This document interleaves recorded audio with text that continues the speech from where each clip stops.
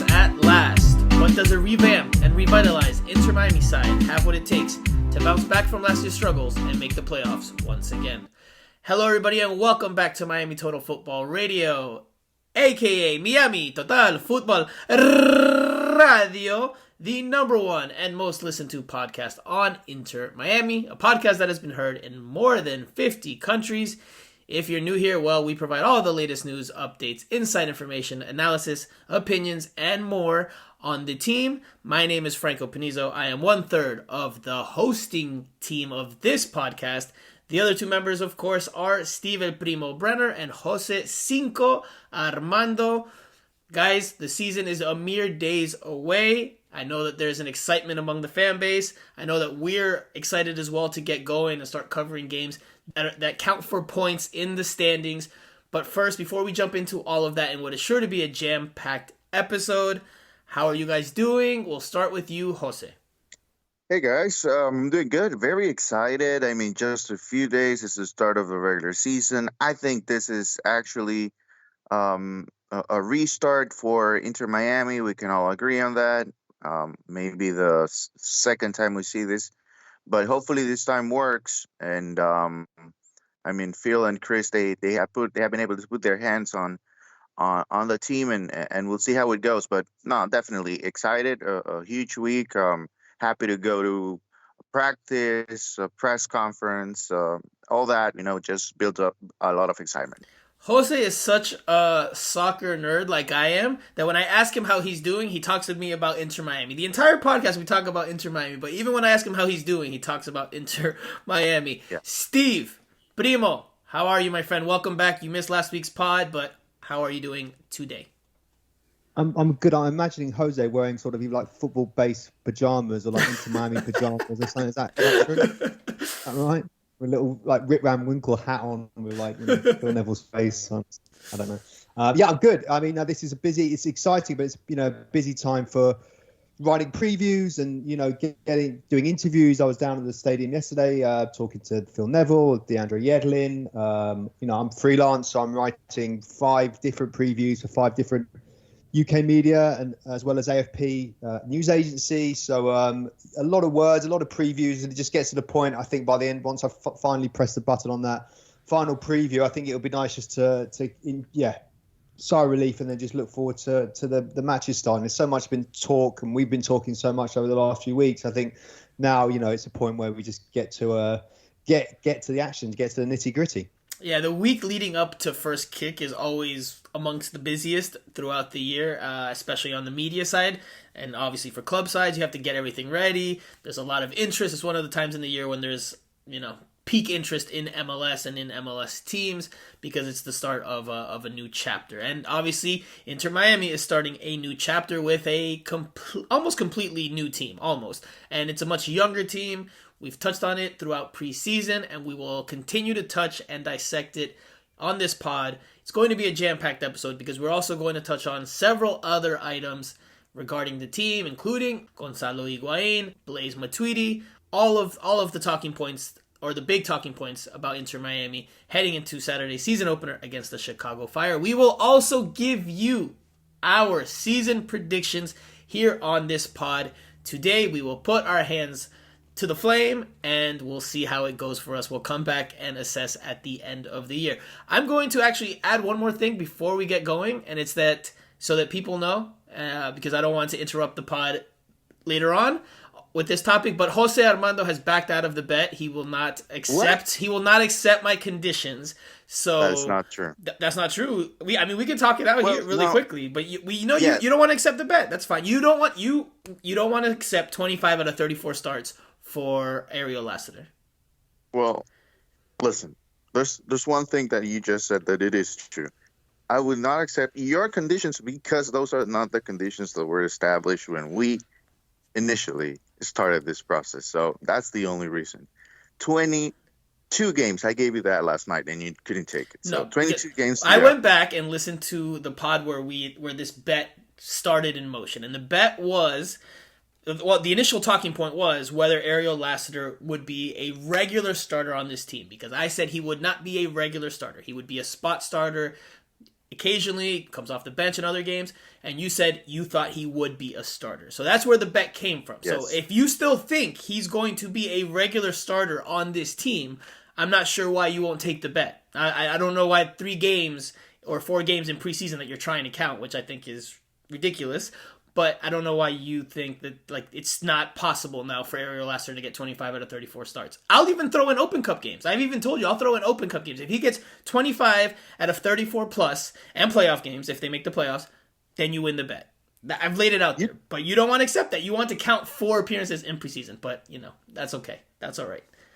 Just letting the listeners know. I want to count them. Okay, well then there is unfortunately no bet because Jose is clearly shaken by the fact that he can't get those four preseason games in his favor on this bet. So there's no bet, unfortunately, guys, which is unfortunate for you because we were going to do a giveaway of sorts, but maybe if you put pressure on Jose after this week, maybe we can I cannot believe you're doing this. Maybe we can revisit it. 22 games. I'll give you 22 games. I'm not going to allow you to break the rules. That's not rules. These aren't rules. I said 25 out of 34. You can rewind the tape. Anyway, 22 games. We'll leave it there because we have plenty to talk about in terms of Inter Miami on the field. So, guys, let's get to it. Okay, guys, before we jump into what 2022 might bring for Inter Miami, let's talk about what it already brought to Inter Miami, and that is the first trophy, albeit a preseason one, in franchise history. Inter Miami defeated expansion MLS side Charlotte FC on Saturday night in the 2022 Carolina Challenge Cup finale by a 2-1 mark. Goals from Leonardo Campana and Gonzalo Higuain before Christian Macoun, the former Inter Miami player, scored a late penalty kick. That gives Inter Miami, again, the first trophy in franchise history. Quickly, you guys, I'll start with you, Steve. What does it mean for the team that they won a piece of hardware in preseason? I mean, look, there's not going to be an open-top bus parade in Miami anytime soon. I wouldn't have thought. But I mean, you look at on the flip side, if they would have lost all 3 games in Charleston, then we would be saying, it's a disaster or whatever. So no, it's all about breeding confidence. That's what preseason's about. New systems, new players, all that kind of stuff. Look, it's not the biggest trophy. It won't really register too much, but it just. I think they had a good week. It sounds like they had a decent week there. A lot of good team bonding, coming together. And, we've mentioned it before. You go back to 12 months, rewind 12 months, and they were in a right mess. Didn't play barely any games because of COVID, all that kind of stuff. So now they've got a proper preseason. And, when I was speaking to Phil Neville yesterday, he made the point, this is my team. This is our team. And they've got no excuses now. And it's been a good start. It's been a good start, but let's see what happens on Saturday. They have to take that in, and everything they've done. They've got to take it into Saturday because that's it's a cliche, but that's when it counts.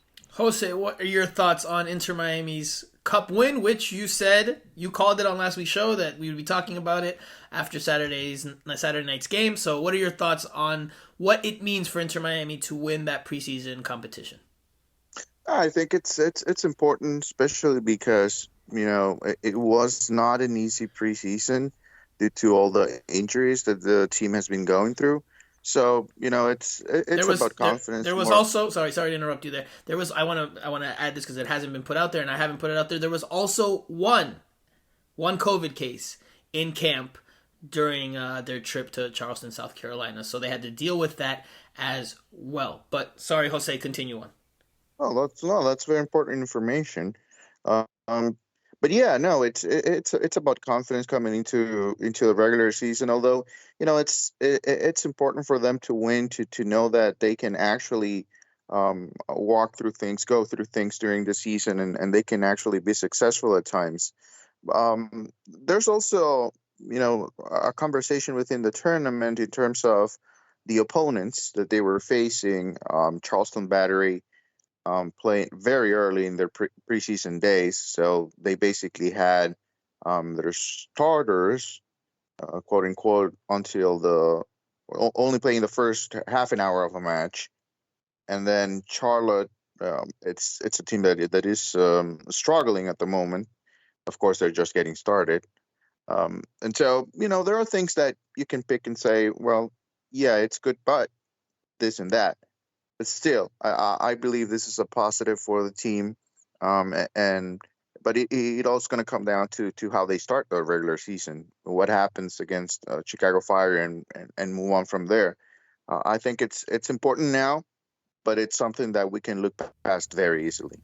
It's definitely an important accomplishment, and I think you could see it clear as day, even though it was nighttime, after the game when the team was all together taking pictures and smiling. Practically everybody in that final photo in that photo that came out, not the final photo, but the team photo that came out with the entire group of players, with the entire staff, in that photo, practically everyone is smiling. And I think maybe there's two players that aren't smiling. I remember Clement Diop. I'd have to pull up the picture, but I remember Clement Diop being one of the ones that just had a serious face. But practically everybody else is smiling. And for a team with the start that Inter Miami has had, the first 2 years have been very, very rough. This preseason trophy might not mean a lot to a whole lot of people, but to Inter Miami, it means a whole lot because they've gone through 2 very tough years. A lot of losing, a lot of frustration, a lot of disappointment. So to taste a modicum of success, I think is going to do the team wonders in terms of their confidence and in terms of just their emotional state heading into Saturday's season opener against the Chicago Fire. But anyway, switching gears, because we could analyze that game, but if we do, we're going to have a very, very lengthy pod. So let's just switch gears to previewing the upcoming season for Inter Miami. And let's start with Gonzalo Higuain, because I'm of the belief that as this team will go as far as he can take them, because he is, as of right now, the only designated player on this team. He finished last season as the top goal scorer and top assist man. So I'm firmly of the belief, and Phil Neville said this to me in a one-on-one interview I had with him a couple of weeks ago, that Gonzalo has to lead the team because he's that type of player. He is a difference maker. And we saw in preseason, including in Saturday's game against Charlotte FC, that Higuain has a different type of role. Something we've touched on in preseason throughout the pods, something that's been discussed by him and the team. We saw a free-roaming Higuain, a player that can drop out of his center forward position and can drop back to pick up the ball, to help circulate it, to help create for others. He can also roam out to the wings. We saw him do a lot of that in this preseason tournament. He would float out to the left side more often than not. And he was able to make a difference in games because he got assists and he scored some goals. And I know we've touched on it, Jose. You don't think it's his best position. I also don't think it's his best position. I think his best spot is up top as a number 9.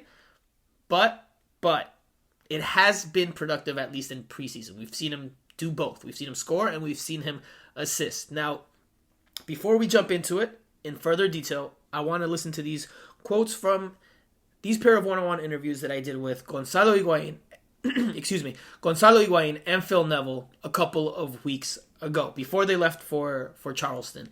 I asked them both individually about Higuain's positioning. So let's listen to what they said. Obviously, Higuain's will be in Spanish, so if you don't speak Spanish and you don't understand, we'll do our best to summarize what he said afterwards. But let's listen to this first. Well, he's our best finisher. So I keep telling him, you're going to be centre forward because we need you in the box to score goals. You're our top scorer.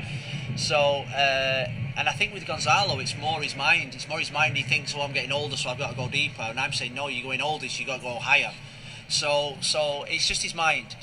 He thinks he has more influence, but what he doesn't realise now is he's got players that can pass him the ball. He's got players around him that can do a little bit more running for him, but we still need him in the box to finish.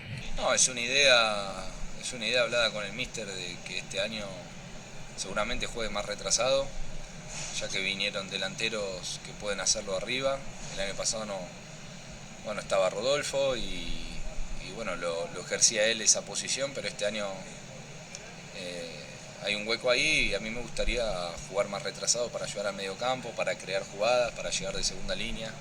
Y es una idea que he hablado con el míster y yo creo que se va a ver. Me siento bien ahí, me gusta estar en contacto con la pelota, intervenir la mayor parte que puedo en el partido.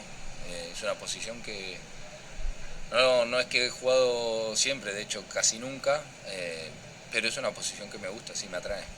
Okay, guys, so after listening to those quotes, what are your takeaways? I'll start with you, Primo. What do you think after hearing that from Phil to start and then hearing Gonzalo afterwards?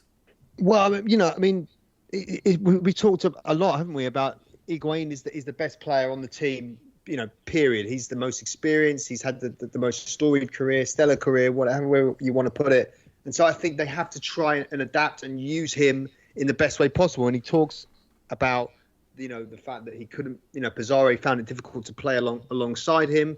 He's going to have to drop back. I mean, he was doing that anyway, wasn't he? He was always searching for the ball. That's naturally if things aren't going right, you need to find your best player, and hopefully he will provide the spot. Now, whether or not he can do that, we'll have to wait and see how that goes. He's definitely got the skill. It's not his position. It's not where he's played most of his career. But players do adapt as they get older, and when their physical attributes decline a bit. They've still got the skill and the quality on the ball to make things happen. They just, can they create and have the players around him to take advantage of what he's got? That's the $1 million question, isn't it? And that's why they've worked hard to bring in new faces and to see if they can do it. I mean, you'd like to think he can be in that hole, come a bit deeper, and then set players free, Campaños, wherever it's going to be. But it's a work in progress. But it has to be, because he hasn't got the pace, to sort of lead the line. Really, I personally, I don't think. I think they need, especially in MLS, you need pace, you need athleticism. That's something that he doesn't really possess. They have to try and fit him in another way. Jose, it's all on you, because I know you are of a different belief. So, yeah. Well, my personal thought is that it's a long season in MLS, and for you to having the responsibility to be a playmaker and then as well to get in the box as he wants to, that's a lot. That's a lot. And this is a very physical league. People like to run around the field, and to me, it's just something that this situation will let us know what the relationship really is like between Phil and Gonzalo. At some point, they're going to have to sit down and talk to each other and do what's best for the team. It's clear. But they have spoken. And he said that they've spoken. But you don't have a sample size, Franco. You don't have a sample size right now that you can actually put in the table and just because it's preseason. But when it comes to the regular season, frustrations, bloom a little bit more. And you're not winning games, you're not scoring. And if that's the case, listen, it could happen the other way, right? They could be scoring and they could be playing well and winning games. But if that's not the case, that they should have a conversation. And I think I've heard Phil said quite a few times during preseason that his relationship with Gonzalo is really good, that they talk basically every single day. Right, they talk a lot. Yeah, so that's good. That's good. I think that there can be an understanding between them of what they really want to do. And it's all going to come down to the games, but I do believe he needs to stay inside the box as much as possible. And I agree. If you want to debate this and tell me, or if anybody wants to do it, and tells me this team, they don't have a number 10. And so who is going to be there? That's a question mark. I agree 100%. But to me, Gonzalo, he needs to be a goal scorer for this team. He needs to score 15, 20 goals this season for this team to be successful. So I wanted to dive into more what they said and what insight that gives us. And you can find these interviews in the next few hours on Miami Total Football's YouTube page. It'll also be part of a preview package that I did for the South Florida Sun Sentinel. That will come out on Saturday. But for me, these quotes from both of them reveal a bit more about their relationship. Something you just touched on briefly there, Jose, because we know that they're in constant communication. We've seen it at practice. Phil has talked about it on numerous occasions, how he talks to Higuain often. But it's clear, and look, it's fine and it's understandable that a coach is going to talk to his star player and piggyback off of some of his ideas, especially if he's a player like Higuain who's played at the highest levels. But it also tells me that Higuain has some input, or maybe more input than he probably should have, or that maybe he wouldn't have on other teams in other parts of the world. Because if Phil Neville is saying he thinks Higuain should be a number 9, in the box, finishing plays off, but he's playing him as a 10 because that's what Higuain thinks that he wants, or that's what Higuain thinks is best for him and for the team, well then, okay, then Phil Neville is going off of what Higuain's desires are and not necessarily what his desires are, his personal desires are in terms of the team. Unless he was just completely fibbing or just trying to play coy in his response to me during this interview. That's what these quotes say to me. Unless he was lying about that and he actually thinks that playing him as a 10 is better than playing him as a 9, which wouldn't be consistent to what he has said publicly dating back to last year. If that's the case, that shows me that Higuain is the one that's deciding his position, and Phil is adapting and molding to that. But again, to me, it's not Phil's preference. It's not Phil's idea. Steve, I don't know if you have anything you want to add with regards to that. It's an open dialogue, isn't it? When I was speaking with Phil Neville yesterday, he was talking about man management and how you deal with players, and he's open and honest. I think like most managers are, and they'll adapt and they'll amend as they go along. The player may have one idea, the manager may have another, but they could strike a chord and be somewhere in the middle. The proof will be in the pudding about when he plays on Saturday, and then we'll have a better answer. But they're clearly having a dialogue between them of where they feel that he should do best. But that's natural. That's what happens with when you're trying to coach players. But I think in this particular situation, it's exacerbated by the fact that there is a kind of dearth of high top world-class quality players, and they have to try and find a system and a way to bring the best out of their main guy. That's it, really. Which MLS team? Which MLS team has an abundance of world-class quality? No. I mean, not an abundance of world-class players, but 2 or 3 sort of top DPs. When you talk about Miami, they've really only got one right now. Campaños and these other guys, Emerson Rodriguez, whoever, they may come to the fore at some point. But you look at NYCFC or the other top teams they've got, you could pick out their main guys. With Higuain, with Miami, there's really only Higuain is their standout. Absolutely. Which is and that's the problem. He also said yesterday that they're constantly getting, because we're touching this, but Shaqiri has just signed for Chicago. Great player. Did okay at Liverpool. We're going to see him on Saturday. Great little player, and people will be saying, well, why haven't Inter Miami gone, for that kind of player? I mean, he would be an interesting fit as well. But they're sort of casting their eyes elsewhere. But as it stands, their top guy now is an aging Argentinian world-class striker whose pace probably isn't as great as it was, but could still contribute massively all over the pitch. But they're kind of restricted a bit until they can bring in some other big hitters, I think. I would say this, going back to the point of Higuain and Phil's relationship. Neville is clearly going with what Higuain prefers. Based off the quotes, right? He's going off with, so that's man management, as you said, Steve. If it works out, it's going to reflect greatly on Higuain, and it's going to reflect greatly on Phil Neville. If it does not work out, as Jose possibly thinks it will not, then Higuain's going to get criticized for not performing well at that position, and Phil Neville will get criticized for playing him there and not playing him as an out number 9. So. Yeah, but then that's the other part of the dialogue, right? I mean, is the dialogue ongoing, or is it only there while you do what Gonzalo wants to do? What if it doesn't work? How long is it going to take for Phil to prove to Gonzalo that it is not working? Absolutely. And hey, listen, we're going to do things my way now. And what is going to do that to the relationship? That if you have a good relationship, then you're open enough to tell within 2-3 games if the team is really, really struggling, or 5 games, I don't know, put a number that you want, I'm sorry. But if you have now seen on the field that it doesn't work, how long is it going to take for Phil to go and say, "That's it, you're inside the box now"? And No, and absolutely. I agree with how is you. Gonzalo going to react to that? That's the other part of a relationship and that dialogue that needs to be there for both. Obviously, Phil and Gonzalo are two key components of Inter Miami.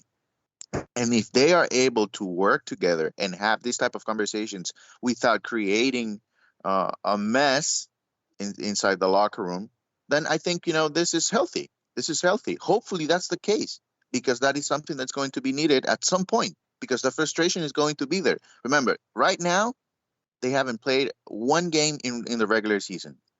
There is going to be a time in which Inter Miami will pay for having a huge turnover, for having young players. They are going to have at any point during the regular season a tough stretch. That is going to happen. That should happen. That's the way it goes with teams when you change so many players and when you don't have a lot of experience. So what happens when the tough times come? Is that relationship still going to be the same? Are they going to talk every single day? I hope that's the case because that's going to be important. I do think there is the belief from some people that all players should be treated equally, but that's not really how teams behind the scenes work. There are players that have different pull. There's players that have different, I don't want to say power, but they have different influence behind the scenes. And clearly, and we know this, obviously this is not any secret information, Higuain clearly has a lot more influence behind the scenes than most of the team, and maybe more so than he would if he was being coached by somebody else or on a different team somewhere else in the world. But we'll see how it pans out for Inter Miami. My early impressions from preseason, and yes, it's preseason, are that it could work. It could work in this system that Inter Miami has, where Higuain has the freedom to roam and do pretty much what he wants to find the ball, as long as he has three center midfielders behind him doing the dirty work, and then obviously a line of five, a back five behind them. So I think it could work in this system. So I don't think it's a terrible idea. I'm of the belief that Higuain's best position is number 9, but I don't think that having him as a 10 in this system is an awful idea. But we'll see how it works once the games get going. Now, you touched on, Jose, this not becoming a mess. Because there is bound to be frustration at some point in 2022. Whether it comes early, in the middle, late, wherever.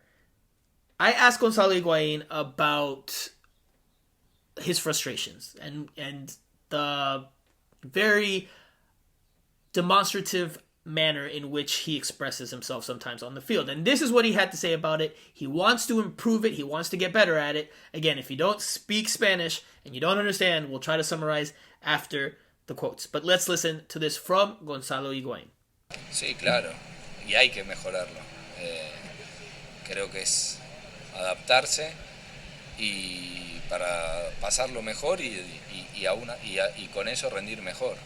La frustración, el enojo, al contrario, no te lleva a ningún lado, al contrario, da una mala imagen de vos.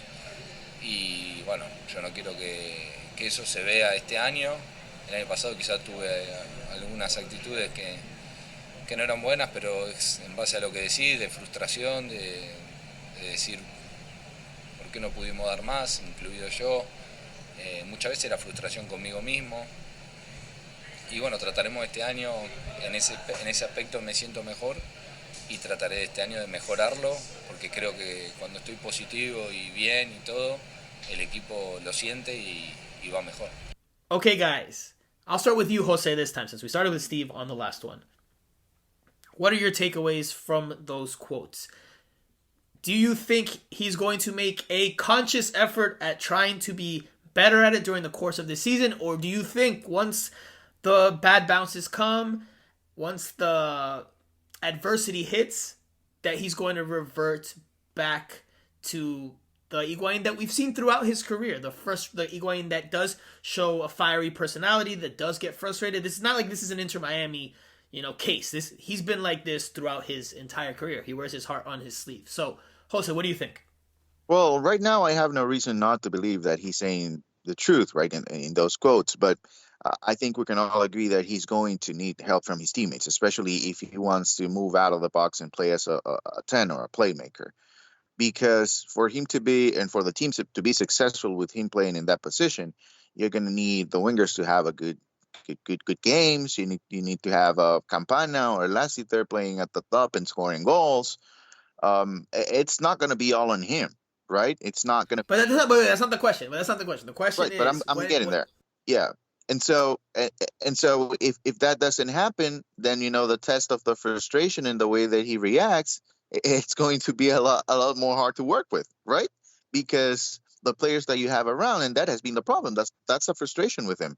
The players that have been around him last year, they were not good enough for him, and so that's why he got frustrated with it, because he says he gets frustrated, but he says he gets frustrated because he thinks, why couldn't the team give more, including himself? But what you're saying does have, to me, truth to it, because look, anyone that's been around MLS for a long time and has seen strikers that come from Europe to MLS, they show this type of frustration. They show this irritation, this aggravation. Higuain's not an only case. I've seen it from Thierry Henry with the New York Red Bulls. I've seen it with David Villa at NYCFC. I've seen it at times with Robbie Keane at the LA Galaxy. This is not some individual case it's isolated. It happens. It happens because they're used to a certain quality, and when they come here, that adaptation does prove difficult. Now, Higuain maybe takes it another step ahead of the other players I just named, but obviously he wants to work at it. Steve, what are your thoughts? Do you think that he'll be able to keep his cool when the inevitable frustration hits, or do you think we could see him be who he is and show that passionate side that's how he feels the game? Do you think we'll see that from him again, to the point where it becomes a point of criticism like we did in 2021? It depends how the season goes. It's if team are winning and playing well, it's like any team. Everything's rosy and brilliant. Everyone's the best things since sliced bread or whatever.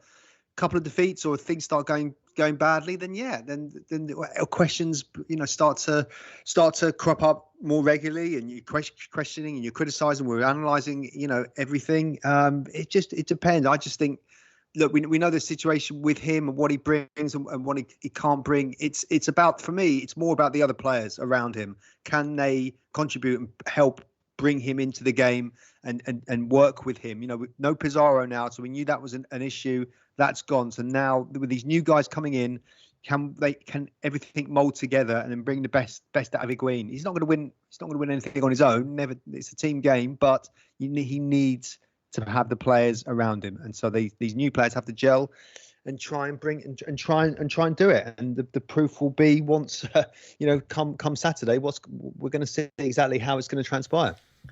Well, that's a very diplomatic answer from you, Steve. Because it's true, though, isn't it? I mean, I haven't got a crystal ball. Hold on. But of course, you don't have a crystal ball. But the question is, when the frustration hits, because it's inevitable that it will hit, just like it hits for any team across any league.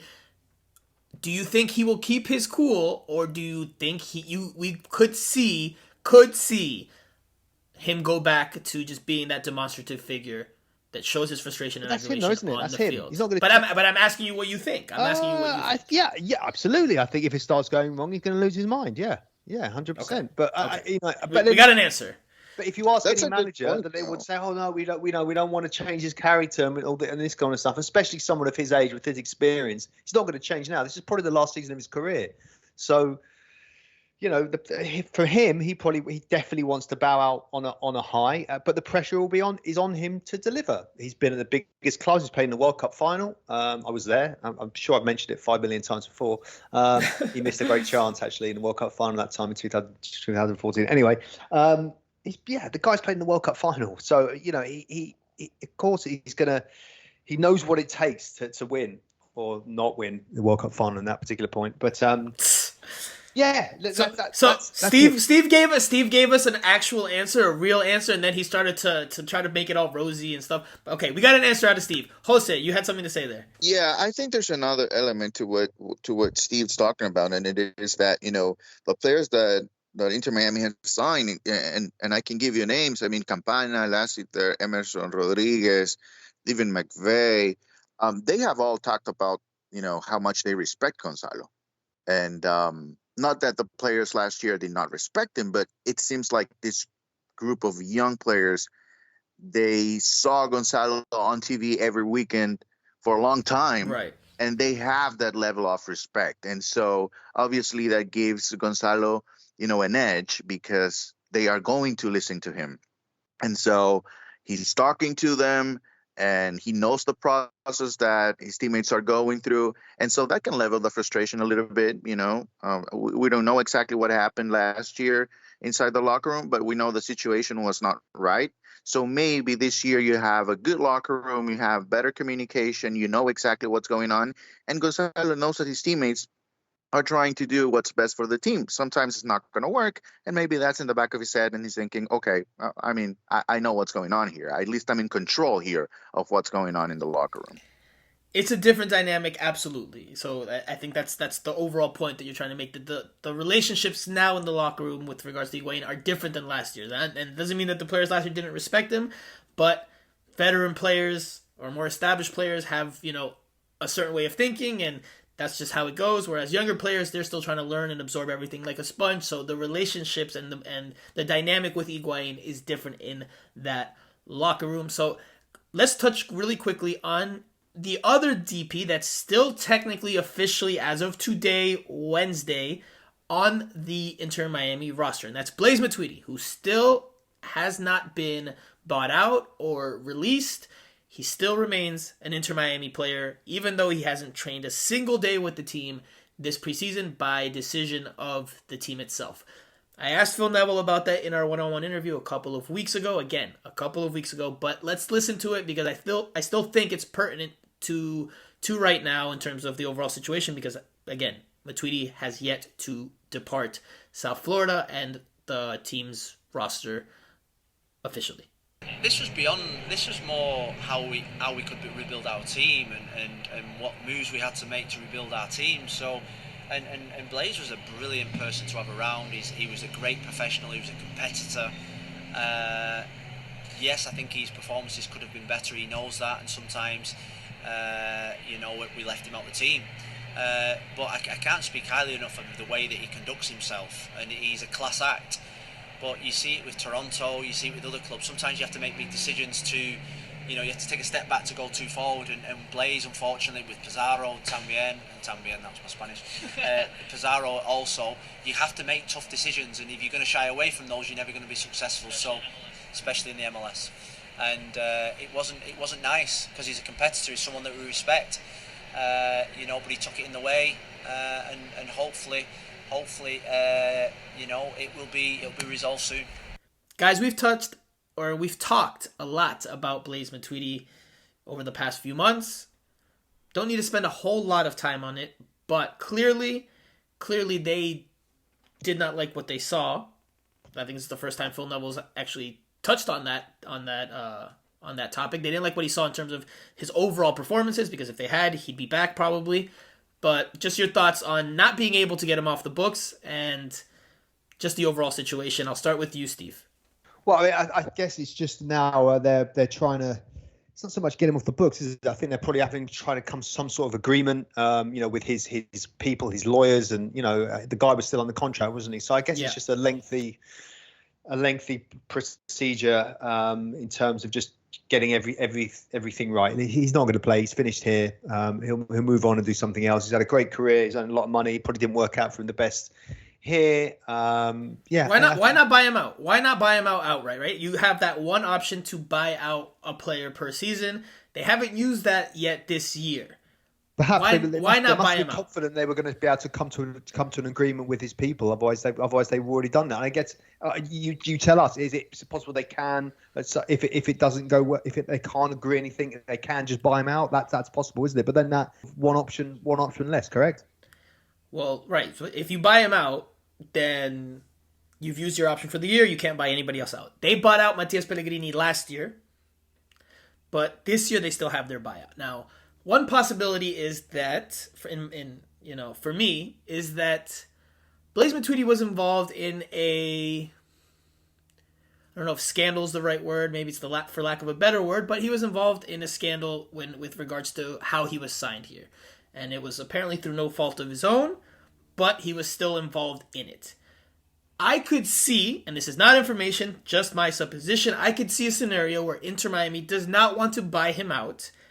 Does not want to just, does not want to buy him out outright, because they want to come to terms with him on a non-disclosure agreement. Let's say they come to terms. They're like, all right, we'll give you this much money and we'll let you go for free, but you can't say this, this, and this. If they just let him go without that agreement in place, he's free to do any interview he wants and talk openly about what was given to him and what happened to him. NDAs are common across professional sports when players or coaches are let go in different circumstances, usually more so coaches or front office people.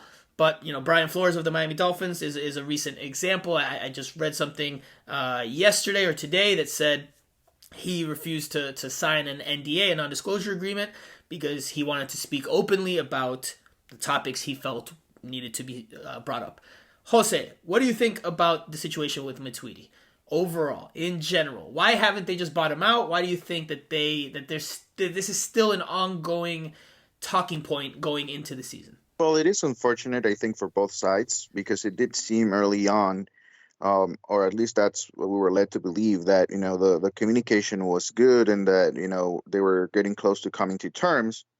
But it is unfortunate because obviously Inter Miami needs the DP spot, and if Blaise wants to continue to play, he's been out for a while now. So it's hard to recover when you're in the last few years of your career. So I do believe it's unfortunate. It's unfortunate. I really hope this would have gotten resolved a few weeks ago. Even thinking about bringing somebody in, that playmaker that they need. I thought at some point that was the plan. But clearly, it didn't work out that way. So, my thought it's just unfortunate on both sides. But why? Why do you think that we're still at this point, at this juncture, days away from the season? Why have they not bought him out? Why is he still not off the books? Why is he still an Inter Miami player technically? Obviously, they haven't been able to come to terms. I mean, the relationship was not as good as we initially thought, right? Because even though with all the 5D pitch thing and then the signing of Blaise, we never got a sense that there was a friction in the relationship between his camp and Inter Miami. At least I didn't get that sense. And so I thought, they just came to terms at the end of the last season that, this was not a good fit. And we saw it on the field as well, how Blaise did not perform at a level that he was supposed to. And I think he'll be the first guy to tell you that. So I thought the relationship was good, but clearly it is not as good. And especially because they haven't been able to come to terms, that tells you the story right there. I don't necessarily agree that it's not. I understand that's your viewpoint. I just don't necessarily agree that that's what it tells you. I think he could be happy with Inter Miami, but also be just as happy collecting. I think it's $3 million or more or less that he's set to earn this year. And, we've jokingly said that he's got a boat and he'll be happy to just hang out on there. We've said that jokingly on the pod. But I think there is an element of truth to it. He could be just as fine and just as content sitting the year out, earning those $3 million and saying, I am not going to come to an agreement with you guys on a certain number. I'm happy with my $3 million. You don't want to play me. That's fine. I'll just hang out with my family in lovely South Florida and continue to work out on my own. So clearly it's a situation Inter Miami has yet to resolve. Chris Henderson on day one of preseason, he told us that they hope to have an announcement soon. We're 6 weeks later almost, and there has been no resolution. So obviously they haven't come to an agreement, but probably more so because Matuidi's not agreeing to terms, not because Inter Miami's not trying to agree to terms. Inter Miami, I'm sure, is trying their best to try to figure out a solution. But I think you should also just remember the lengthy investigation and all the legal arguments. It's the legal minefield, I guess, in terms of everything that has gone on, and have to make sure that everything is right. I mean, it must be. I think maybe that's what I said. Yeah. Symptomatic of everything that's going on. It must be a difficult thing for them just to nail down. Yeah, that's what I said before. I wouldn't be surprised if that's part of the conversation. They don't want him to open up publicly about what happened, right? Because That's a fair question to ask Matuidi if and when he's available to talk again. And he's no longer an Inter Miami player. What happened? How were you compensated? How did all these things come to pass? And if it's scandalous or if it's, anything that's of real note, then obviously that's not going to reflect well on the franchise. Even more so, even though it's already happened, even though we know they've been punished and they're facing the sanctions now, it still wouldn't be a good look if he's able to provide more details and his side of the story as to what happened there. But anyway, let's talk overall. One more thing on that. That could be a case, and you got me thinking about it because since Diego Alonso came out of the team, we haven't seen an interview with him, like detailing what exactly happened in that offseason. He probably has a no disclosure agreement. I would bet on that. I would bet on him having an NDA.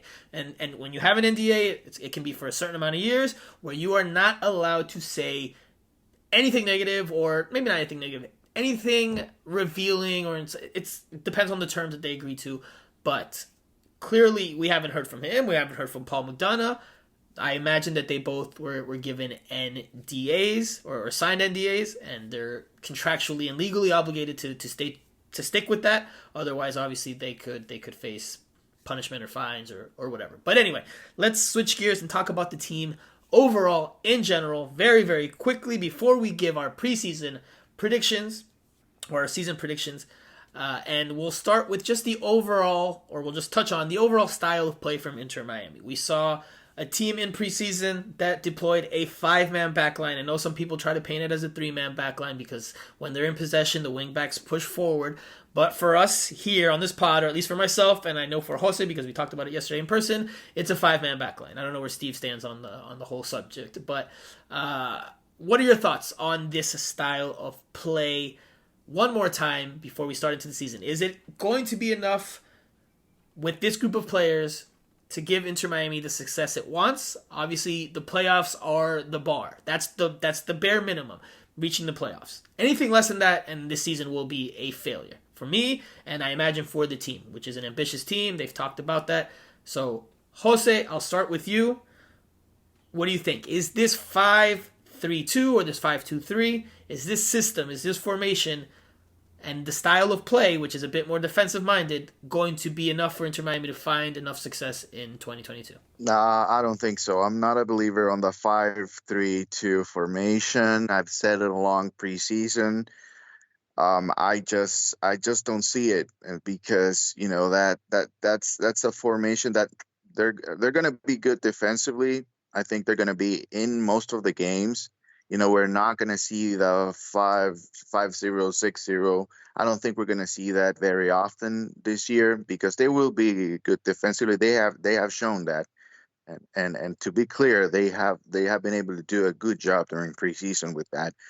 But you have to score in MLS. You have to score. Every team is built thinking about scoring, and I don't see that they have enough, and I don't think this roster, in terms of key positions like a number 9, if Campana goes down, who plays there, right? It's to me offensively. It's a good question. There are so many questions offensively for this team, and I understand that the sanctions are playing a factor, but at this point, they did exactly what they thought was right for the team. I hope it works, but for me, the 5-3-2 formation just doesn't work. And if you get that extra player, you get one of the center backs out, and you get that extra player on the attacking part of the field, right? Then I think it's a different scenario. So I just don't see it. I'm sorry, but I don't see it. Don't be sorry. That's fine. It's just how you see things, and that's perfectly acceptable. Well, Steve. People get disappointed, and I feel but bad. But that's what you think. But that's what you think. I mean, why apologize for what you think? I don't agree with apologizing, but that's fine. Steve, what are your thoughts on the 5-3-2, the 5-2-3? Is this system going to lead Inter Miami to some level of success in 2022? I mean, it gives more protection at the back. it does become a 5-man backline, but then it can also become a 3. And then, obviously the wing backs are pushing on. I think the problem has always been, can they create enough in the middle? Have they got the player? Gregore is a workman-like box-to-box midfielder, but not. Where's the creative spark going to come from? Is it going to be Motta, someone like that? They need to get someone on the ball and being creative thing to be that playmaker. And if that is, and they're able to find that kind of person in that system, which is 100% possible, then it will work. But I don't think defending necessarily is the problem for them. It's creating chances and scoring goals. That's the main thing. But it's maybe a safety first approach. Be solid at the back, have that strong base, and then just try and create in that final third. That's always been the problem for this team in this first 2 seasons. They just don't create enough chances. So with the offensive players they brought in, let's see if that changes. I appreciate your analysis, Primo, but I ask you again, is this formation going to lead Inter Miami to success in 2022? What do you think? I think with the players that he's got available right now, I mean, why not? Yeah. I think it can work. It can work. Okay. Is it? Will it work? Do you think it will work? Yes or no? How do you quantify will it work? If they make the playoffs. If they make the playoffs. Yeah, sure, yeah. Okay, so you think it will work? Okay. Yes. Okay. All right. I will agree with Jose in that I think this team will be more competitive. I don't think we will see this team get blown out in the way that it did in 2021. I don't think we will see 6-game losing streaks, but I don't see this team doing a whole lot in the attack. And I think that, like Jose said, you need goals to win games, and, what happens when Inter Miami falls behind? Because that's something, I think we talked about this yesterday, Jose. We didn't see a whole lot of in preseason. And maybe, that's the formula for Inter Miami's success, and they're banking on that, is that they don't fall behind in games that often. Because if they do, then what do they do tactically? Do they come out of the 5-man backline and switch to a 4? Do they open up and then leave more spaces at the back in order to try to find an equalizer? There's questions there that we don't have answers to yet because we haven't seen it. We'll find out once the season gets going. But I will say that, yes, this 5-3-2, this 5-2-3 will solidify them further defensively. It will make them more competitive, especially with the personnel it has. But I don't think it will lead to success in terms of making the playoffs. Now, if they change formations halfway through the season and they switch to a 4-man backline, then it's a different conversation. But right now, as of today in preseason, we've only seen 5 at the back, and right now I don't think that will be enough to make it to the playoffs. So we've kind of dabbled and dipped our toes in our our season predictions. So let's just jump right to it to close out this first segment, which has been lengthy, but obviously this is our season preview pod, and we will start with who will be the team's MVP? Quickly, Steve. Gonzalo Higuain's going to ride into the sunset off the back of a wonderful final campaign. It's got to be him. You've got to feel that if this is going to be his last season, then now with the shackles of Pizarro gone, that this could be his moment. That would be a great story. Jose, who will be the MVP? I have 2 names, but I have decided. And both of them are on the defensive side of the field. You're but I have bets. decided from what I've seen, I think Damian Lowe will end up being the MVP. Even though the team might struggle at times and might not be able to win games, we're going to be talking constantly about how good he is. If he had any help at the top, then they might have been able to win that game. That will happen. So Damian Lowe will be the MVP for Inter Miami. Okay. I will say it will be Gonzalo Higuain.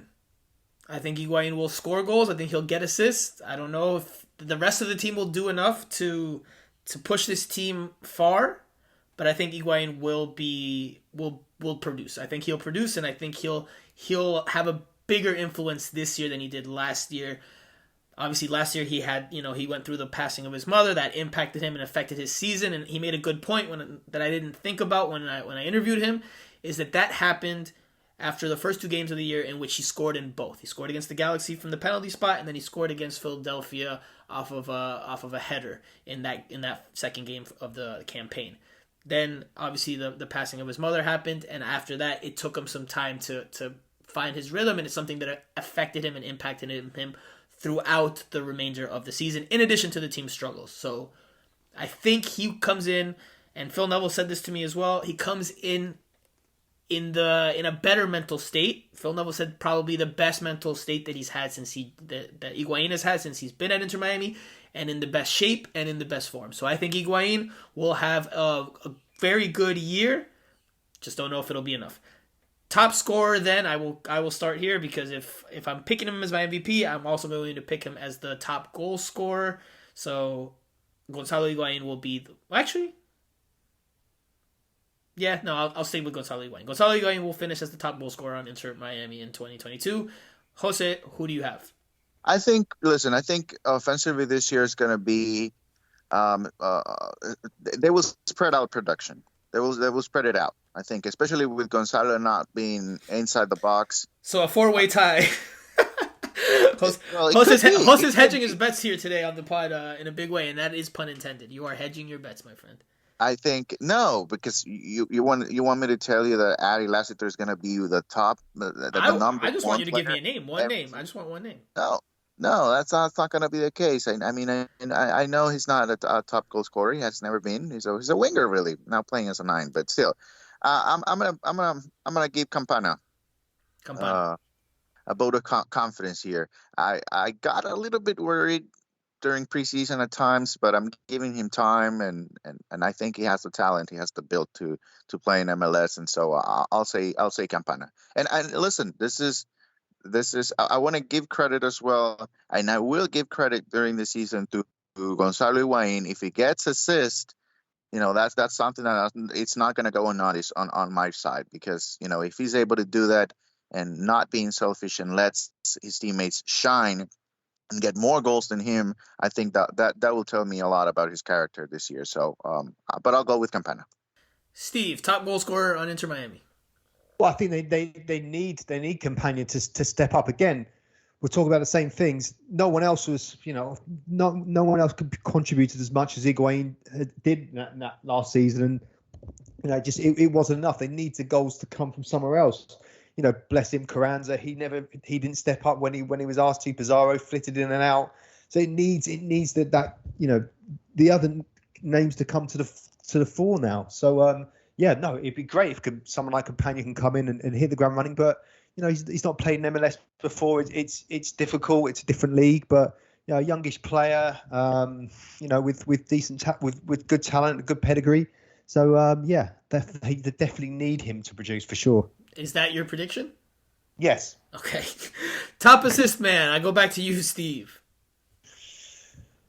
Oh, I think, I'm interested to see what Motta is going to be like. He was trumpeted as this, the guy, the playmaker, the one to make it happen. So I think I'm going to go for him. And these are all choices made with the hope that they're actually gonna not jinx them, but actually sort of come true. So that's it. I don't know if he's been touted as a playmaker. I think he's touted as a number 8. I mean, it's just my interpretation. He's been touted as number 8 that could do the job that Blaise Matuidi did not do well enough, and I think that's more or less his role. We did see him influence this last preseason game. He was involved and was an important piece in the lead up to both goals, so definitely has maybe a bit more of a creative spark than a Gregory or a Victor Ulloa, but I don't think he's just an out-and-out creative midfielder. So I will go again with Higuain. I think he does it again.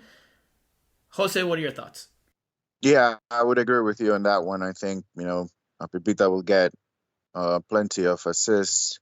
If I was talking early on about how the goals were going to be spread out, I think he's going to have to be involved in most of them for that to actually happen. So, yeah, I'll go with Higuain.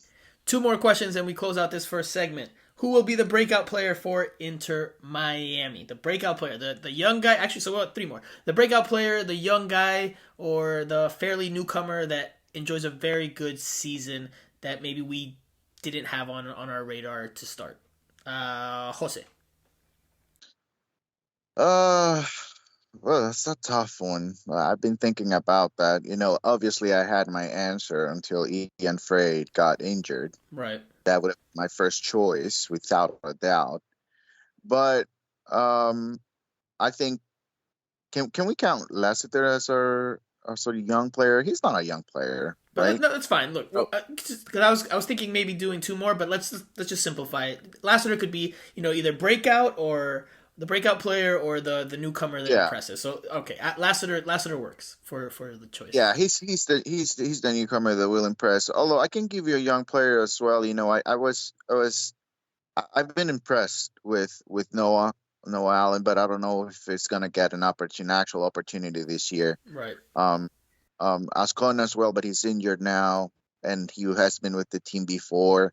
I think there's young talent within the team. I just if it's not on the defensive side of the field, then I struggle to find a player to name, because I do believe that's gonna be the main emphasis of Inter Miami. They're gonna be successful defensively, and offensively, they're not gonna do enough. But I mean, it's just the reality of the team in my own analysis, of course. Of course. Steve, who will be the newcomer or the breakout player of the year for Inter Miami in 2022? Well, I think Bryce. I think it looks like a decent prospect. He had a little bit of an injury, didn't he, recently? But I think he could sort of come to the fore and help out. I think Mabika as well looks a decent player. I'm interested to see if he can progress and develop like they hope he does. Obviously, it was a shame that Ian Frey would have probably been that guy as well, wouldn't he? So, but unfortunately, he's not going to be there this season. And he's not. Emerson Rodriguez as well. I mean, he's a young guy, and he's come over, right? Steve, one name, not three, one. It's really tough. It's fine. But predict. It's like predictions. If you said, all right, who's going to win MLS Cup, and you give me 4 teams, then you're not really giving me a prediction. You're just throwing a bunch of names out there and hoping one sticks. One name, Steve. One. Mabika will be the breakout / newcomer. Okay. I want to say Campana, and I'm going to say Campana. I will say Campana is the breakout player in the attack. He contributes some goals. But I think one name that we should take into consideration we don't know much about. We don't know almost anything about him, really. And he could be really good or he could be really bad, and I'm not picking him because I don't know enough about him to pick that. It'd be a shot in the dark. But Robert Taylor. We have yet to see how he really fits in with this team. So we'll see, we'll see how he pans out once he does, but I'm going with Leonardo Campana. Actually, I'll scratch that. Ariel Lassiter. Jose, you can... I know you're going to enjoy that one.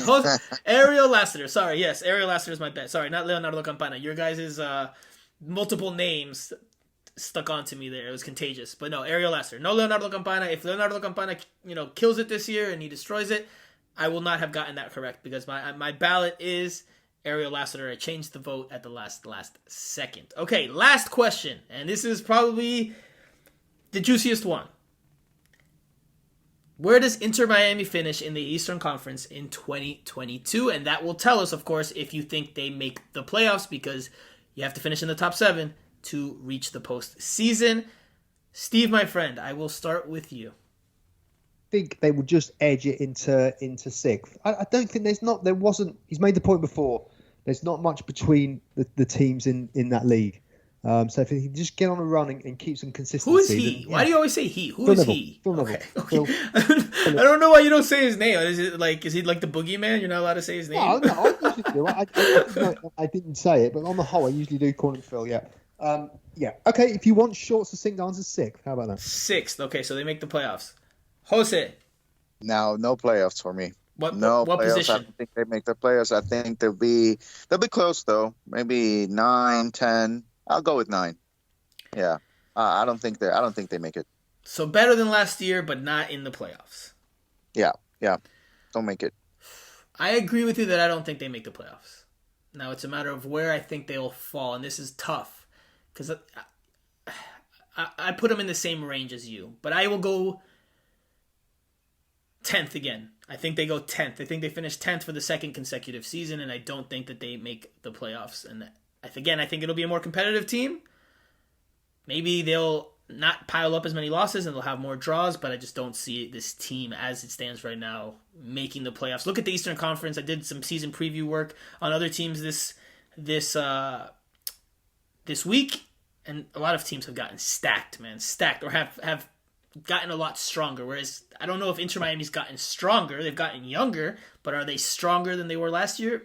Maybe, and if so, minimally so. But we'll see. Obviously, Inter Miami's banking on the collective and the sum of the parts being more than the individuals. But in a league like MLS, over 34 games, you need some star power or some offensive firepower and some difference makers, multiple to really change things up. Look at Atlanta United. Just look at their attacking quartet, just for an example. They have Joseph Martinez at striker. They have Thiago Almada as the 10, who they just signed to an MLS record transfer fee. And then on the wings, they have Marcelino Moreno on the left. And they have Luis Araujo on the right. That attacking quartet might be the best in the league. But obviously, Atlanta United is just one case. But again, Chicago, Sheraton Shaqiri, I think a lot of teams have gotten a lot better in the East, and I don't know if Inter Miami has. But that's our preseason predictions. But also remember, Inter Miami have been dealing with the financial, restrictions as well. So that that's we haven't touched on that, but that's obvious, isn't it? So that's part of it, absolutely. But the bar, Chris Henderson said it on day one when I asked him, is the playoffs. And Phil Neville, when I asked him, at the end of our interview, he said, this team has to win. This team has to win, and he's not shy of, or he's not going to be a coach that's shy of saying that and wanting to win. So that is the goal for Inter Miami. We'll see if they do it. Jose and I don't think they make it. Steve Brenner does. So we'll leave it there. That is our first segment. We still have a couple more segments to go, but they will be much, much shorter. We will preview the game against the Chicago Fire very quickly, get some insight into Inter Miami's opponent, and we'll do the Q&A session after that. So let's take a quick break, and we'll return very shortly. Then you're talking about the bigger picture. This club has to win. This club has to win. This is not your normal club. This is not your normal club. In England, we have this saying about, where do you want to go on your holidays? Do you want to go to Blackpool, which is a little seaside resort, or do you want to go to the moon? This club is the moon. This club, you look at the facilities, you look at the ownership. The ownership want to win because they've won all their lives. So for me, I'm never gonna shy away from the fact that I'm a coach that wants to win. But I know that there has to be something in place for help us to win. Last year and the year before, maybe we didn't have the right piece of the jigsaw together. Hopefully this year we do. Okay, everybody, we're going to preview Inter Miami's game on Saturday night at home against the Chicago Fire at Drive Pink Stadium in Fort Lauderdale, Florida. And helping us to do so is a special guest, the Chicago Fire's play-by-play commentator, Tyler Terens. Tyler, thank you so much for joining us on a busy week ahead of the first kick in MLS. How are you doing? Thanks for having me, guys. And I am excellent right now. I'm counting down the minutes until I get to leave this BS cold in Chicago and get back to sunny Fort Lauderdale, baby. I'm ready. I'm ready. So you're looking forward to the nice warm weather and the game on Saturday, then, huh? Yeah, absolutely. Yeah, we've been grinding in preseason. It's been a long 5 weeks or so. We did Orlando, then Austin, and we're looking forward to the first game of the season and hopefully spoiling your season opener and your home opener for 2022. Well, speaking of that game, let's just jump right into it. For Miami Total Football Radio listeners out there, what can they expect from this Chicago Fire team? We know that there's a new big star in town, but in general, overall, what will this group provide as a test for Inter Miami on Saturday? That's a good question, and part of the answer is I don't really know because we have a new head coach in Ezra Hendrickson and an entirely new coaching staff, and we've made a lot of big changes to big spots on our rosters when it comes to obviously the DP and Sheraton Shaqiri. We have a new center back that replaced Francisco Calvo and Rafael Schijos, who played in the Bundesliga. We just have made some big changes to our roster. Casper Bilko up top. So this is an unknown entity to some extent. Everything that Ezra Hendrickson has been saying in the press is entertaining football. We want to keep the ball. We want to press. And most coaches will go ahead and say that, maybe with a few exceptions of somebody like Gary Smith over at Nashville, and that they don't necessarily want to keep the ball or play pretty football, but they just want to defend and make life difficult for you. But for the Fire, I think you're going to see an attractive brand of football, and it's going to run through Sheraton Shaqiri. I mean, you don't go and spend $7.5 million on a guy to not play through him. And the Fire have sort of been waiting for this attacking DP game changer. Now, when we brought in Bastian Schweinsteiger in 2017, it was a little bit different. But now with Shaqiri, I think that the team is going to go as he goes. And, he's coming in with the right mindset. It's a World Cup year for Switzerland. So, if he's 100%, I think that he could end up being one of the biggest players in MLS this year. Well, and that's the question. Hi, Tyler, by the way. Hi, Jose. It's good to talk to you. That's the question that everybody is asking in South Florida. We've been talking to players during training this week about Shaqiri. How ready is he to contribute to this team? He mentioned that he hasn't played a game yet, but that he's ready to go. Yeah, I mean, he played his last game for Lyon against Marseille about 3 weeks ago, probably closer to a month ago now. But he's been staying fit ever since he stopped training with Lyon, and the prospect of the transaction was starting to come to fruition. So he's ready. I mean, I saw him in training today. I saw him in training back in Austin. He didn't play in the preseason finale against Austin FC. But as far as I know, he's ready to go, and there's nothing holding him back from a fitness standpoint. With regard to injury or anything like that, it's just a matter of whether or not Ezra Hendrickson's going to pick him for the 11. Maybe he wants to go, maybe he wants to bring him off the bench and let somebody who's been playing the system more often. But it's anybody's guess as to whether or not he's going to be in the 11. But as far as being ready, he's about as ready as he's ever going to be. He's fit, he's buzzing, he's got a huge smile on his face, he's happy to be here, and he's going to play some sort of role on Saturday. We'll just sort of have to wait and find out exactly what that role is going to be. I have one more question for you because we have been talking about formation here in South Florida, and we expect Inter Miami to be a defensive side. Just to they don't have a lot of firepower other than Gonzalo Higuain. Do you think Chicago is ready to dictate the tempo of the game over the weekend, to have possession? Are they a good team with the ball, which is is something that I think Inter Miami will be facing a lot this year? But when it comes to Chicago, a team that had a lot of turnover as well, just like Inter Miami from last year, do you think they will be able to take on that responsibility on the road, or they will have a similar mentality in terms of being well organized defensively and then look for counter-attack opportunities? We want to be on the ball. I mean, Ezra has made that abundantly clear during his media availabilities over the past few months or so. Even when he got the job back in late November, early December, he was making it very clear that we're a team that's going to want to keep the ball, and if a team like Miami at home is going to give us the ball, then we'll happily take it. And the tempo and the rhythm is going to be dictated by Gastón Jiménez, and he's a guy who played extremely well in 2020, not so much in 2021 due to injuries, international duty, and really just didn't have a good year. But he's going to be playing in the middle of the field and acting as sort of that piano player, and we are comfortable on the ball with him, and it's just going to be a matter of how quickly we can move it, how quickly we can make you guys move, and then being able to find the likes of Shaqiri, Bilko in space and with time and on point to be able to deliver. So I think that we're more than comfortable to be on the ball. Rafael Schijos is an excellent possession center back as well at the left center back position. So this is a team that I think is built for possession, and we'll just see what it's going to look like, because at the end of the day, I can sit here and say we want to keep the ball and that we've looked good in preseason and the whole thing, but there's nothing like an MLS regular season game until you actually play in it, and we have a couple of guys who are going to experience it for the first time, so we'll see what it's going to bring. Tyler, you just beat me to the punch on the next question a bit there, but I wanted to ask, what other players should Inter Miami fans, either at the stadium or watching on TV, keep an eye out for? Which are the danger men, besides Shaqiri, which we know obviously from his time in Europe is capable of making the difference? So the first one that comes to mind, just because he's going to be at the top of the attack, is Casper Bilko. We got him for about $1.4 million in GAM from the Philadelphia Union. Bilko's been the third leading goal scorer in the league for the past 3 years. So it's one of those ones where the Fire were very savvy in getting him and not having to use a DP spot for our number 9 striker. So he's somebody to keep an eye out for. Obviously, you played against him, when he was at Philadelphia.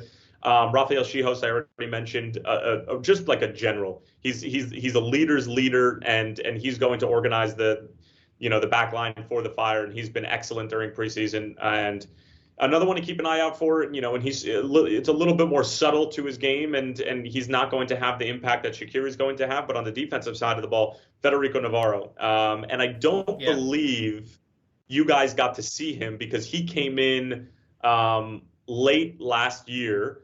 And I think we had already played you guys, at my, in the 3-2 game. We'd already played you at Drive Pink at that time. But he's a bulldog in the middle of the field. He's 21 years old. We bought him for a hefty transfer fee, and he's going to break up everything in the middle of the field. So he's another one to keep an eye out for. And I think that the midfield battle between he and Jean Mota, and as well as Gregory, is going to be really, really fascinating to watch on Saturday. So that is the last question we have for you, Tyler. What do you think is the key to the game for the Chicago Fire? What do they need to do? Obviously score goals, try to prevent them, but in terms of the actual matchup, what is the key to the game for the Chicago Fire to come away with, if not a win, at least a positive result in the season opener on Saturday? I actually think, Franco, that it's similar to what we saw from them last year too, and it's defensive transition.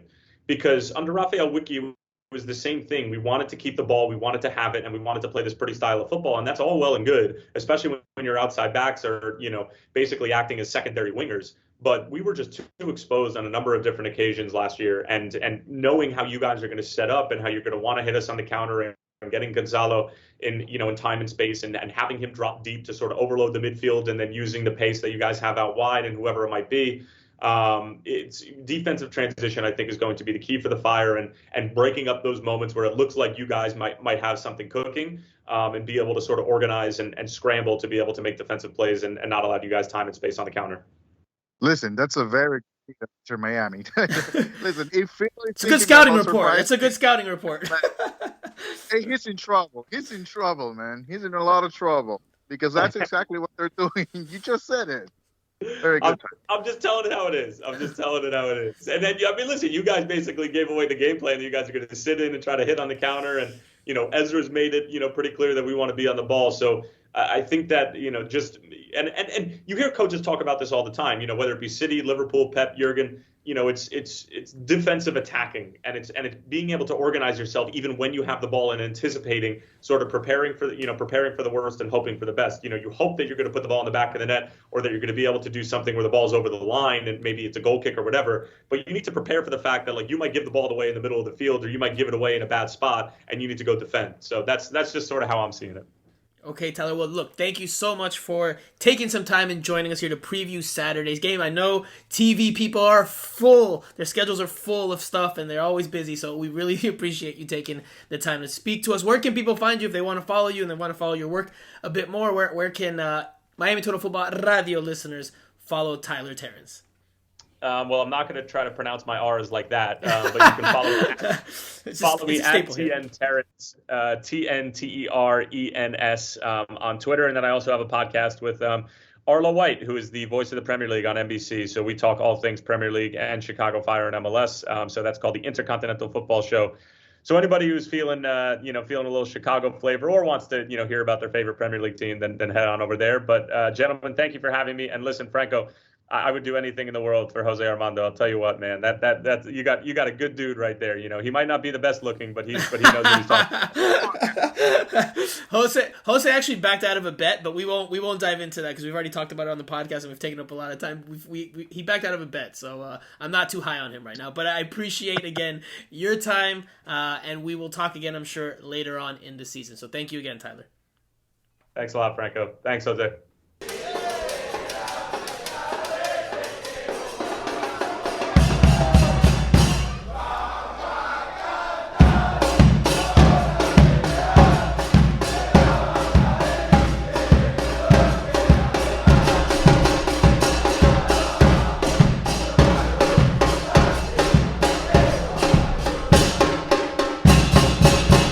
All right, guys, it's Q&A time. We've got a bunch of questions. We'll only get to a few so as to avoid going way too long.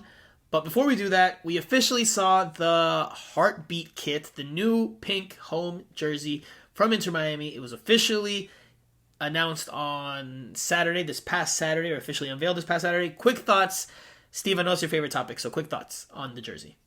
nice. It's different, isn't it? It's different. You'll always know an Inter Miami team when they run out because no other team's going to be wearing that color. So it fits with the vibe of the club. I think it's cool. Jose. Nah, I didn't like it. I'm so negative this podcast, man. I've been negative, but I just don't like it. I think they should use a little bit of more color. I don't know what it is, and I don't like the all pink set. No, that's not doing it for me. I like it as a jersey. I think it's nice. Not a huge fan of the retro collar style that they had on it, but I like the pink look. I think it could have used a little more black. I agree with you, Jose, that I don't dislike the all pink. I think it's not a bad look, but I think it would look better and it would pop more with black shorts. Avoid the monochromatic look that has been overused and overdone throughout the world of soccer, and that's obviously been a FIFA thing, but we can jump into that at a later point. But I do like it. I do like the jersey. I read a piece, I forget if it was the Miami Herald or Sports Illustrated, but part of the rationale behind being all pink as opposed to maybe having black shorts is that the team wants to be very identifiable when you see them on TV. Like that's their strategy, that's their brand. They want, when anybody sees just all pink on TV or in any highlight clip or in anything, to know automatically, to start ingraining it in their head that it's Inter Miami. So I think the all pink is here to stay for the foreseeable future, but I would like to have seen black shorts, at least on occasion, just to mix it up. And I do think overall it's a better look. Just look at the preseason kit in general, from top to bottom. I think that's a good look. Anyway, Q&A session to begin, and the first one is from Lucho Lalo, and I think this one takes a little bit of thinking and a little bit of a lengthier response here, but he says, who is that newly acquired international slot for guys? Is it Vega, Ronaldo, Neymar, Messi? Maybe takes Matuidi's spot in the summer. Hyped about Saturday, want everyone out there. We're going to beat Shaqiri and the Chiquito Fire FC.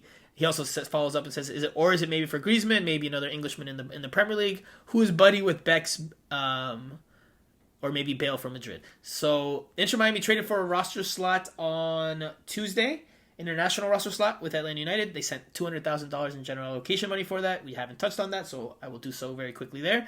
And who is it for? I don't have any inside information on that, but my sensation is that it's for Harvey Neville, because we asked about Neville and whether he would be signed to Father Phil at a press conference, and Phil said that they were working on getting his green card. Didn't say outright that they were going to sign him, but he said they were working on getting his green card. I imagine if that's still the case, if he hasn't gotten his green card, that they're going to try to sign him and use that international slot on him, because Inter Miami's at its limit, so that's why I had to get one more. So I could see it being Harvey Neville. Inter Miami does not have cover right now at right back. It's DeAndre Yedlin and nobody else really, so I think it's for Harvey Neville. Steve, who do you think it's for? Yeah, I just from personal experience, getting a green card can be a lengthy process, even so more so maybe within the last sort of couple of years. So it's something that doesn't happen straight away. I don't know. I guess, yeah, if the green card hasn't arrived by now, which it clearly hasn't, then that makes sense, doesn't it? Unfortunately, they haven't got the money to get Griezmann, not yet anyway. Jose, who do you think it's for? Yeah, I think it's for a player. It makes sense what you're saying, but I don't think it's related to a big name. And listen, unfortunately, the team is still hanging on to that thought that all superstars will come to Miami. Obviously, that to blame the ownership for saying so many things early on, but no, it's a brand new team. Really, this is not the team for superstars right now. And so I agree with you, Harvey. Sounds like the reason why they did that, and hopefully that's the case, because I think he had a good preseason.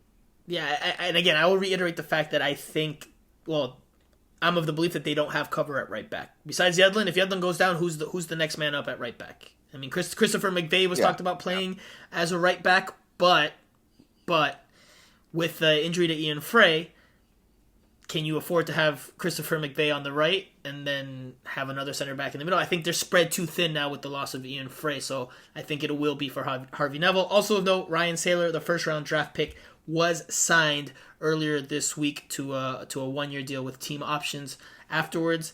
Obviously, again, it's a byproduct of Ian Frey going down with an injury and the team needing more options at center back. Now, let's jump into the next question. Goalkeeping. It comes from Juan Pablo. Goalkeeping situation. Is Marsman healthy to start? Do you think Diop made a case during preseason to be the starter? I will start here, and I will just say that we saw Marsman walk off the field at training on Tuesday, and I believe he was holding a brace in his hand. He has resumed some physical activity with the team, but I still think, not inside information again, but I still think he's a bit of a ways off. I think Diop absolutely will be the starter on day one.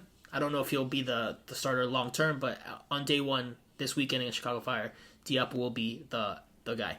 Steve. Yeah, no, I think Marsman's the number one. I don't think he did too much wrong last season. Looked pretty solid. His distribution was good, so I think he's the number one. And then, but if Diop has to come in early doors, then so be it.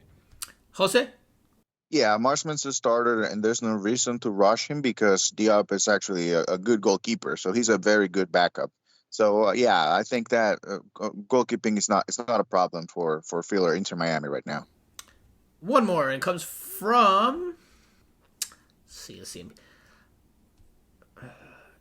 Don Cafecito, and I like these are two short questions, or they'll require short responses.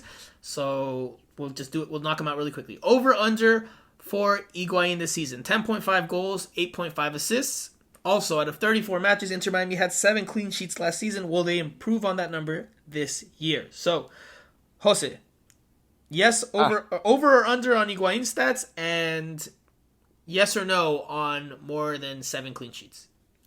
I would say yes to the second one, and the over-under, I think, yeah, he'll get more assists, but I don't see him getting more than 10 goals.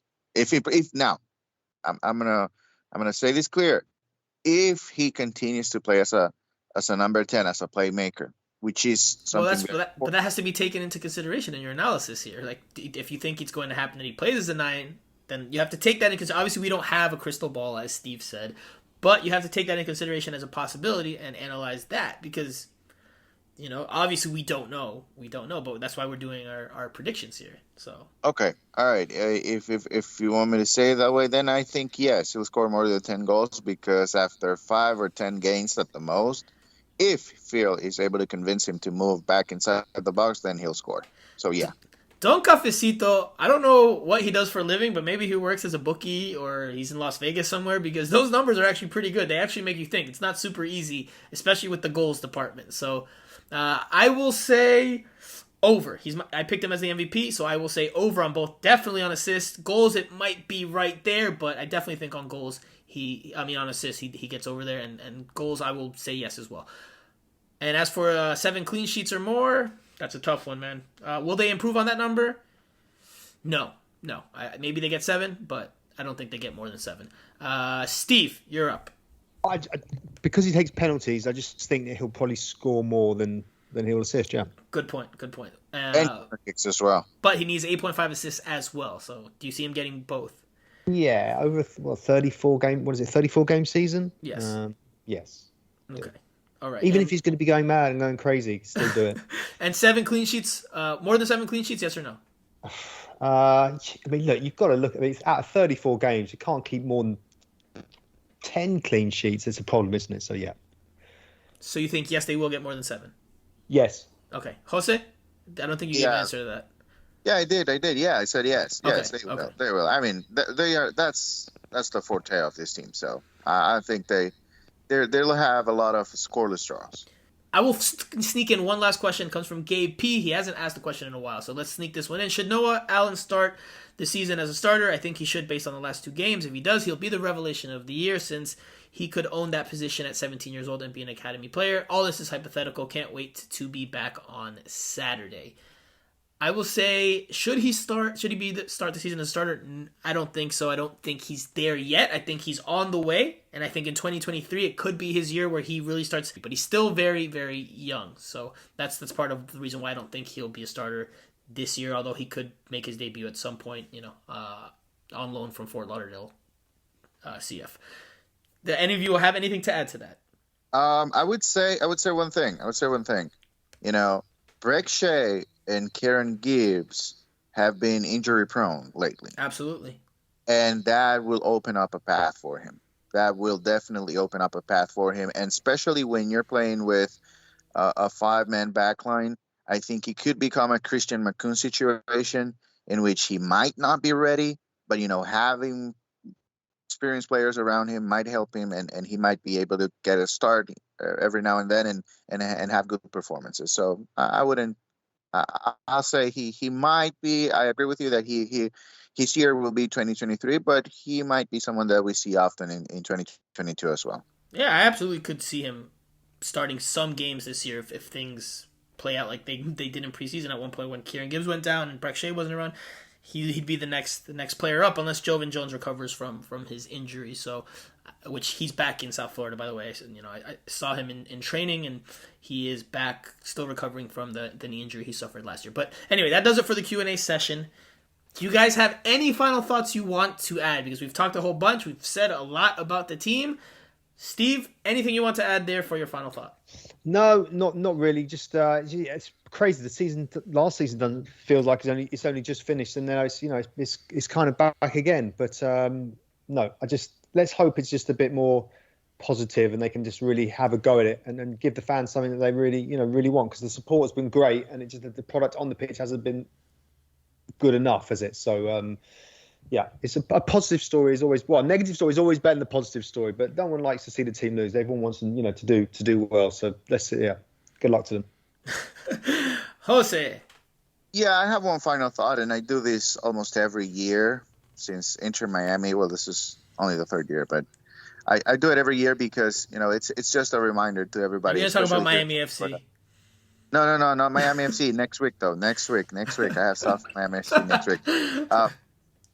Just a reminder, that having a season opener this weekend is something that we all really should enjoy. It wasn't too long ago that we were just watching on TV when MLS started the season. So I'm sure there's a lot of fans that have been through, tough times in South Florida with non-professional soccer. Well, at least at the MLS level. So I get it that get the frustrations of the game and when things are not going well, but still, having a team is something that, we really missed for a while. And I'm just happy and glad that fans get to enjoy the first day of the regular season with all the excitement that comes with it. They get to, probably they'll get to see Shaqiri on his first game. So, that's excitement. So just enjoy the week, enjoy the weekend, have fun. My final thought will be on something I touched on at the beginning of the show.